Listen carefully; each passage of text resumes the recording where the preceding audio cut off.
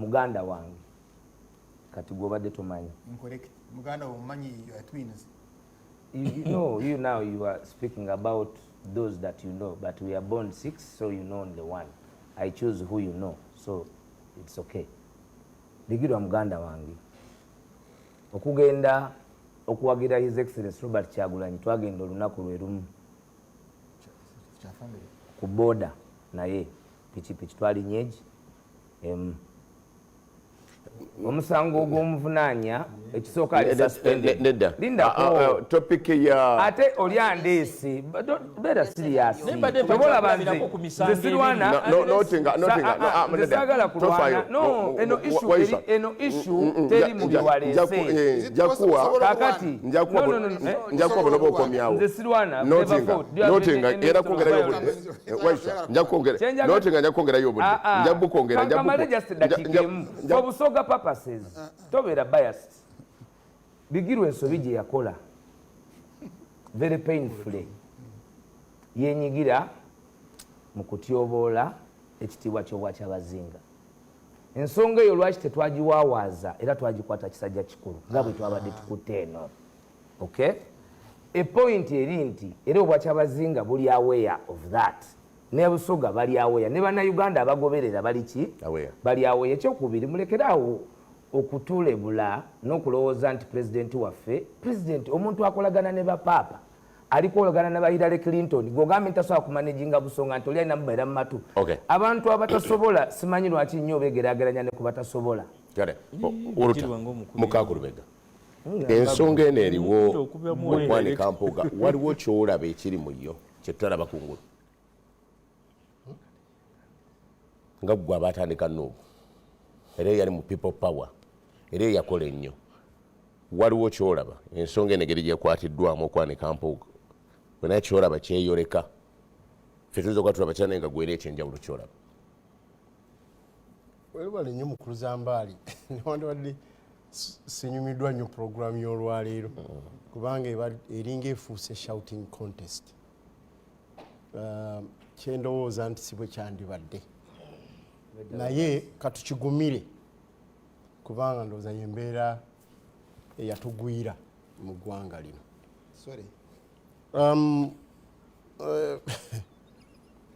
Omulamwa mutuufu n'ekibuuzo ky'ombuuzizza nti waliwo kina kyekyoleka ekirala minade ntandika nakugambye kyewunyisa nga ate kituufu mu kiseera we twandibadde tugenda full throttle tubuzaayo omwaka gumu tuwesitinze emyaka kumpi 3 abantu bali mu bulumi obuyitirivu, abantu baagala enkyukakyuka. Waliwo ekirabika nti transition yagalagaana Mwami Museveni mu mbeera zonna takyajja kubeera naffe ng'omukulembeze ebiseera biwanvu. Twagala okumanya Uganda eddako bwe tugenda okugikwata after Museveni. Twagala okulaba abaana baffe juzi wano after 4 years ababuzibwawo okuva ku Bakibalama be baagambye n'okugaa nti 8 bakyabalina be twandibadde kati tulwanako okulaba nti nabo bazadde baabwe bali bwe batyo. And then mu bugenderevu obutabangawo ne twagala tujje Bannayuganda bannankyukakyuka abantu abali opposed ku status quo eriwo bannabibiina bananno okubajja ku mulamwa tubatunuza awantu awalala mu biboozibozi obe obutalotalo bwa Kayini ne Aberi. Tunula mu maaso mu biboozibozi oba obutalotalo bwa Kayini ne Aberi. Era bwe tubadde wano nina obuntu bwengezezaako okujjayo ku Kayini ne Aberi, simanyi oba obudde bunamala. Naye the power of jealousness to tear down kubanga sincerely speaking tutegedde wayinza okubanga wabaddewo corruption. ogagasa nti corruption ebadde ngamba wayinza okuba ebigambo byange mbikola ki wayinza okuba katutwale ebigambo byabo abatulaze nti ekino kiyitirivu ensi egwa naye balooya bano abakulembera ekibiina kya National Unity Platform ate nabamu basomesa babalooya nga Secretary General nalabye muganda nga the Right Honorable Bishekezi Joel nga newunyiza mwami ne mwami Kyagulanyi nti tulina n'okutwala story eno tugipike ku mufu eyattiddwa kibeerenga yensonga era kwe kukubagiza kw'abantu abo oli mujjwa tusakusinga ebyafani nti tugipike okuva mu kazimu efuuke ekisoke efuuke tornado efuuke hurricane tugula ne space ya TV enene okulaba nti tujogera. I wish twali tuguze space ya TVs enene nga tulwanirira abaana baffe abo bakibalama. I wish twagula space ya TV enene nga tukola okulaba bwe tuzimba infrastructure egenda okulimuvinga dictator.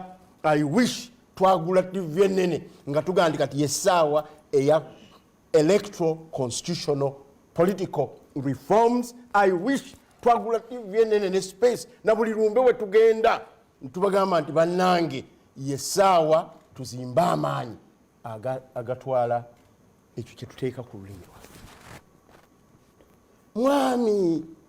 Mwami Zambaali kiki ekigendererwa mwami lw'omukyano yayagadde okikoonako kigendererwa ki bo bano baganda banja kubaleka kigendererwa ki ekiri mu oyo atuleetedde story eno okutudayivaatinga ku buli kimu n'okugjawo opposition. Tubadde tuli mu kukola ebikunso ebyenjawulo United Forces for Change ani n'okugjawo unanimity ebadde egenda ng'ekola ki ng'ezimba. Muganda wange Kyagulanyi muto wange obukulembeze si style nti bwenaagira bwe nti style obukulembeze teamwork mwami gundi. Twatuuse tutya okuba nti balooya bano abakulembeze bano tebasobodde kumanya nti weba it is a case, it's an allegation era weeri gw'obirivinze bwotyo naye leka bw'olyanga parliament even affair kireke criminal investigation department ekikoleko bwekuddizange erumya omuntu then obano kiba tekyaleeta nagundi lw'omukyana yabbye enkoko bagikwatidde ewuwe. Let's move on. Bw'olaba nga kyabadde bwe lwaki toleka IGG n'ogenda kubanga ku weight ya National Unity Platform n'obukulembeze n'amaanyi g'erina kakati olwaleero ogende wa IGG okuleeta ensonga eno ebuulirize lwaki toleka mu kooti obukyamu buli ludda wano biliyoni ze tulina mumanyi nasirise naye kino ekintu kikulu nnyo kubanga kyo kyewunyisa. Lwaki toleka tugenda mu kooti lwaki tugenda waliwo bino ebitongole ng'ebya Nakalema byempulira ne palamenti yennyini erinawo akakiiko akakola ku nsonga za corruption. Naye bw'olaba ng'oli agamba nti akazimu ako kemulaba kisoke akazimu ako hurricane era bw'oteekwa okubeerawo tuba tugenze mu bya Kaini n'Aberi. Mwami Kyagulanyi katusooke tugambe nti byoyogera biyinza okubanga ddala bituufu corruption. Juzi wano wamala omukulu yakyogedde mukulu Mufumbi mukulu yamala emyaka 2 naye gyali 3 mu parliament yafuna gratuity kituufu era n'empuga zaafuna gratuity ekyo nakyo kikyamu obukadde 3 mu Amerika kikyamu alinga ni kantinti mu ngeri yeemu mwami Kyagulanyi yakafuna nafuna n'emmotoka of course ya parliament naye immediately nafuna ne bonus ey'emmotoka ya mitwalo 16 mu 7 gye bayita ya bulletproof We don't want to question where it came from. Kubanga kujisula kyo kyangu buza bamwami rw'omushana. Very easy nze nali former presidential candidate. Bazi yisake motoka izange bili. Bali ba donating. Mwami mufumbira. Njagala omumwazi. Lero geza ko kwefuga. Size mufumbira sebo. Mufumbiro. Eno shouting contest. Mwami mufumbira. Njagala mmanye. Wadde nze nali n'emmotoka bbiri zaali donated. Abaali bazidonate nze ne baagala bazireete. Naye baatuuka wano ne babagamba nti the commander in chief ne security ate ne wano waliwo n'abaali mu security tebasobola kukkiriza mmotoka ya bulletproof ejja. Naye ng'ekyo kirese mwami Museveni n'awandiika mu mukono gwe nti emmotoka URA ejo impound nga gireke ngenda kusasula $337,000 esasula omusolo. Mwami Kyagulanyi nalabye abuuzizza wano yabuuzizza mwami Mpuuga should have consulted me before accepting Museveni's Uganda $500 million. And now that he didn't, he should tell us what he gave to the regime in reciprocity. Bigambo bya mwami Kyagulanyi. Nange njagala gamba ti mwami Kyagulanyi mukufuna biri zomukuva mukomerera yeeyo ku bukulembeze bwalimu whether people power or kati nze njogera ku lwange gwe nawe yogera ku lulwo zomukuva mukomerera yeeyo teyabuuza bantu b'ekyaddondo ku $337,000 ezaava mu nsawo ya Museveni ngeza Sebagala emitwalo 2 kubanga egyo gyali $337,000 luli baweera Sebagala agenda asoma akome wasigukulu gwe yesimbyeko amuwadde.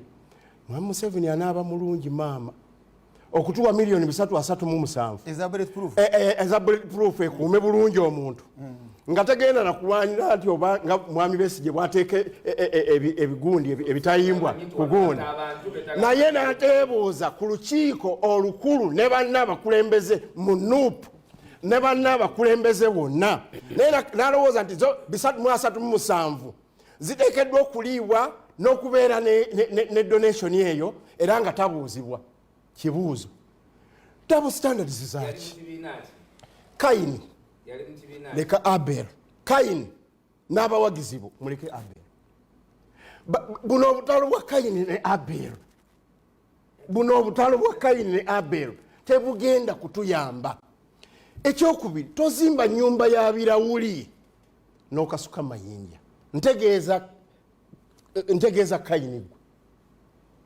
Kaini ntegeeza Kaini tozimba nyumba ya birawuli n'okasuka jinja ulidde kubanga mwami right honorable Bisekezi mwami Kyagulanyi mumanyi buli muzabirawuli ku nsonga z'essente ziri direct corruption wakati zino zaava mu nsawo ya mwami Museveni zirino waliwo akakiiko akatudde ne kagandi yo gratuity ngera nawe gye wafuna naye zino zaava mu nsawo ya mwami Museveni. That is corruption.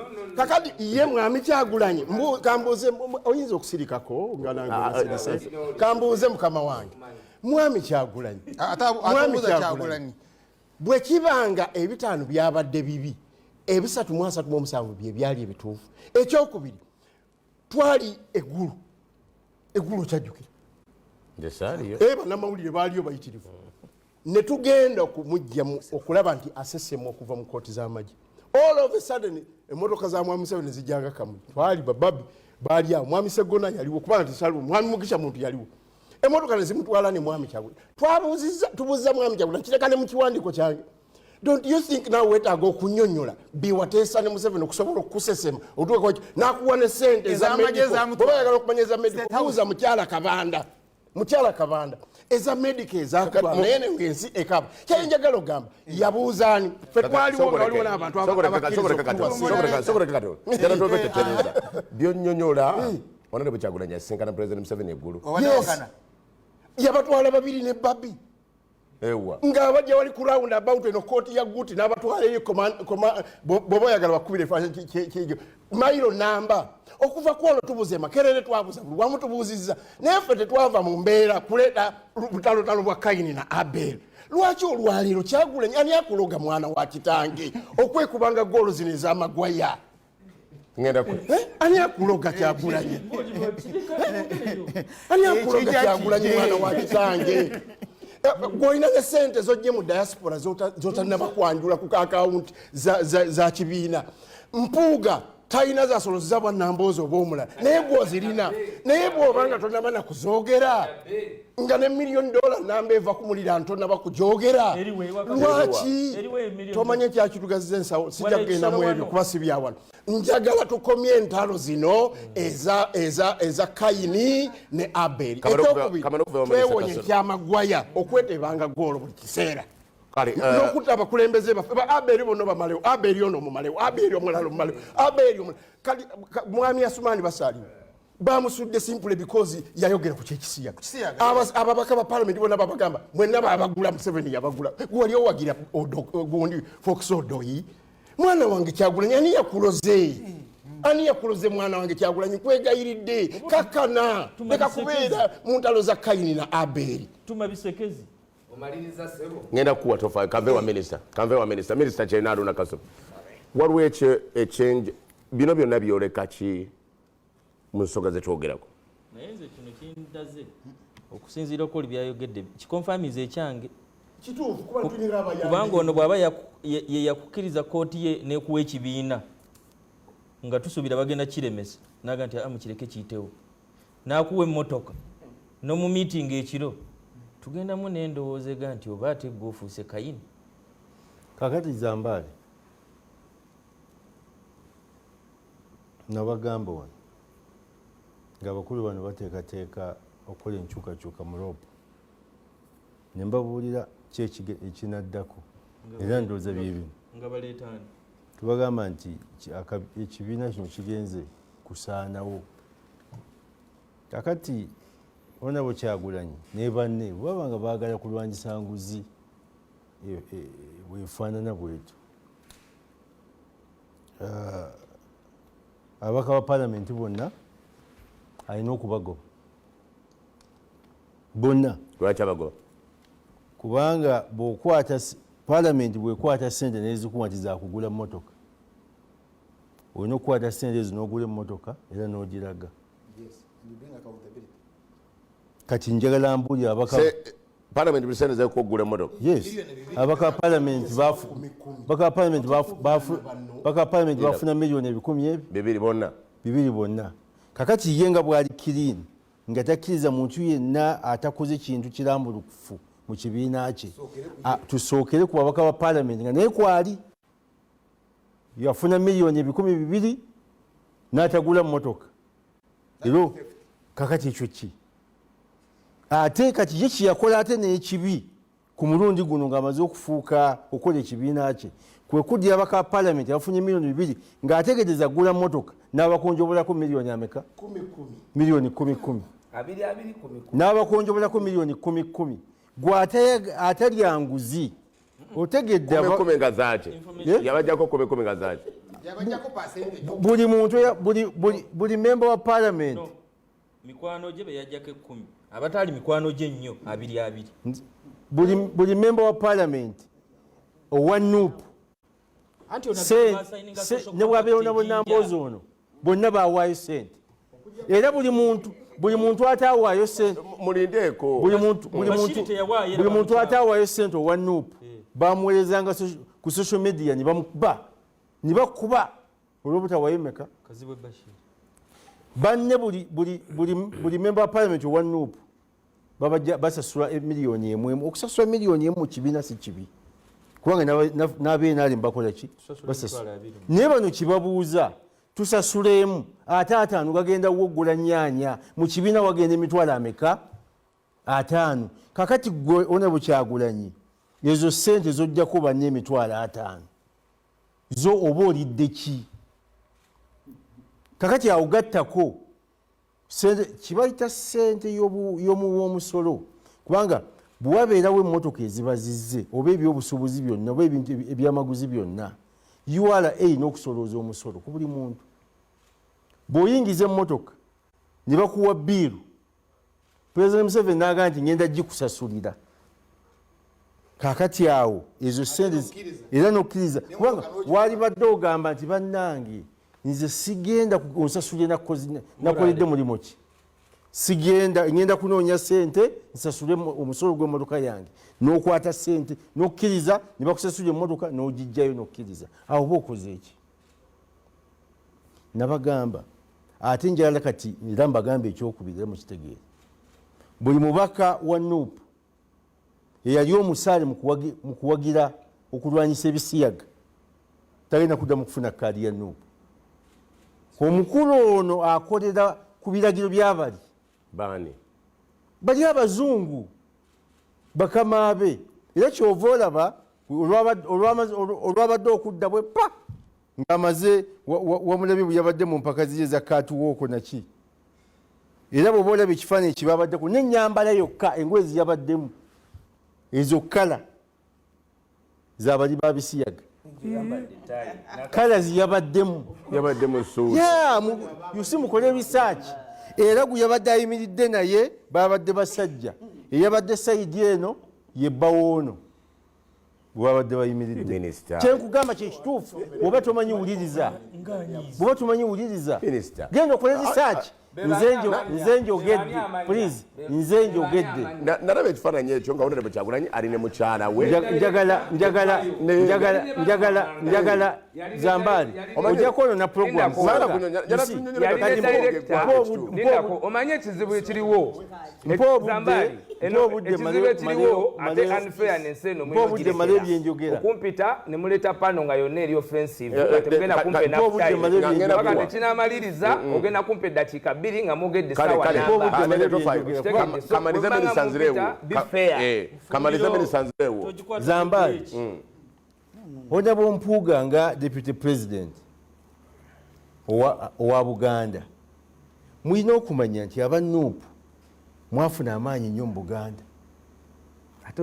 era mu Buganda ati kyenna okwogera ku kuba mwe baleese ki nze ndi panelist one kakati waliwo institutions 2 wano mu Buganda institutions ezi zaali nsaale nnyo mu kuwagira nuupu institutions ezi kyetulowooza ekyo kyebuulirireko kyetulowooza nti nabo essaawa eno si basanyufu kubanga omuntu yenneraho ne Mpuuga buli ayogera tulonde abantu nga balina gye bawaabirwa balina omuntu alina adresi ki onayibona omushana kyabadde ayogera wano mulinda kamaleyo nze ononsonyiwa nze siina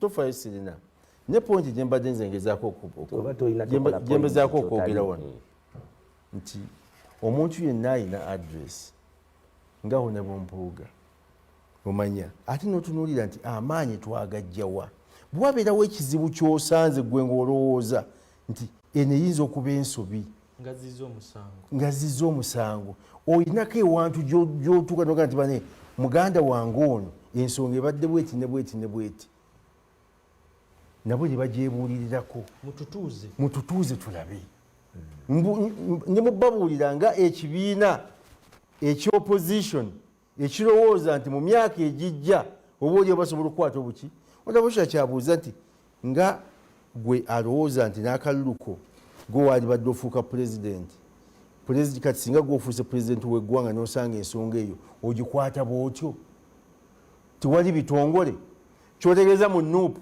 ekitongole kiyinza okubeera ekibiina ky'ebufuzi kiyinza okubeerawo nga tekirina bukiiko bukwasisa nampisa kakati bwewabeerawo kino temulina bukiiko bunoonyereza bwewabeerawo kino njagala ensonga zino zisindika eri mugende mukole ebisaaki munoonyereze mukole investigations oluvannyuma muleete ripooti tulabe ne essaawa 24 olina okuba ng'okoze kino ku mpaka kati kyenkugamba Zambali nga ggwe eyakwata n'omuzindaalo wali nogamba kawabe waka ewuwo nja kutuuka n'omira pini neweesaddaaka olina okumanya ki kyopulaani ng'okuyingiramu kifaanana kitya naye ndowooza okutegeera kw'abantu okutegedde waliwo olukiiko olwatondera ne kankumalireyo nti nakkiriza ne bamwadvise ng'obadde owuliza ndoza nga eraliikirira budde kuba ndaba Zambali twetaaga okwebuulirako ku nsonga zino. Okimanyi bulungi nti paalamenti erimu ebintu bingi. Twayogerako wano ku by'okujjanjaba ababaka abalwadde.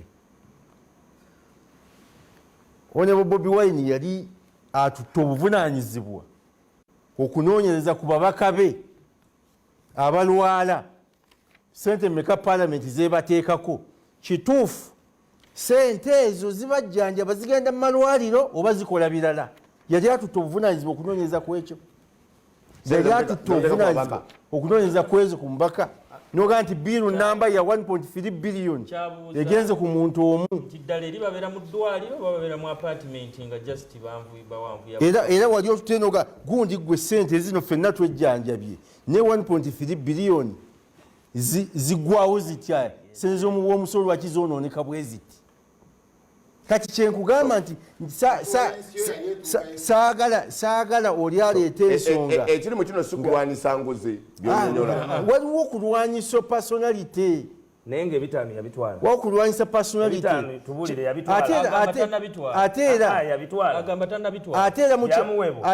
ate era ono omukulu omwogezi w'ekibiina ate w'amaanyi nnyo ne ku babaka kati w'amaanyi. Naye ekigendererwa kyabwe ekikusike munda nze nkibabuulira wano bonna bagenda kubasuula balina ebiragiro buli